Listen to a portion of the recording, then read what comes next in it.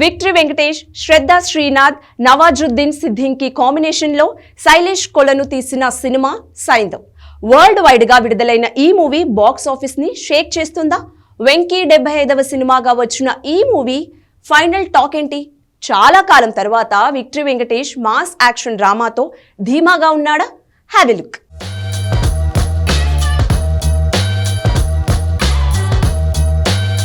Victory Venkatesh, Tulasi, Ganesh మూవీల్లోలా పూనకాలు తెప్పించే మాస్ యాక్షన్ సీక్వెన్స్లు చేసి ఏళ్లవుతోంది. అలాంటిది తన 75వ మూవీతో తను సైకోగా మారి సైంధవ్ గా బాక్సాఫీస్ మీద దండెత్తితే ఫ్యాన్స్ లో పూనకాలే. అదే విషయం ట్రైలర్ లో తేలిపోయింది. థియేటర్స్ లో ఇప్పుడు సినిమా వంతొచ్చింది. కథ విషయానికొస్తే సైంధవ్ లో హీరోకి సైకోగా ఓ ఫ్లాష్ బ్యాక్ ఉంటుంది. కానీ అవన్నీ పక్కన పెట్టి తన కుటుంబంతో హాయిగా గడుపుతుంటాడు. కానీ తన కూతురికి సడన్ గా నరాలకు సంబంధించిన జబ్బు రావడం, దానికి 17 కోట్ల విలువ చేసే ఇంజెక్షన్ ట్రీట్మెంట్ అవసరం అవుతుంది. దీంతో చేసేదేం లేక హీరో మళ్లీ తన ఫ్లాష్ బ్యాక్ లో నడిచిన మార్గంలో సైకోగా మారడం జరుగుతుంది. అయితే సరిగ్గా అదే సమయంలో తనని విలన్ బ్యాచ్ ఎలా అడ్డుకుంది, అందుకు సైకో ఏం చేశాడు అనేదే కథ. సైకో వెంకీ గణేష్ ని, తులసిని మించిపోయాడు. పాత్రలో పాతుకుపోయాడు. శైలేష్ కొలను క్యారెక్టరైజేషన్ కి వెంకీ ప్రెజెంటేషన్ తోడైంది. ఇక విలన్ గా Bollywood top actor Nawazuddin Siddiqui performance peaks అనేస్తున్నారు. శ్రద్ధ శ్రీనాథ్ తో పాటు ఇంకా ఇతర నటుల పాత్ర పరిధి మేరకు పర్వాలేదనిపించారట. ఇక మేకింగ్ విషయానికొస్తే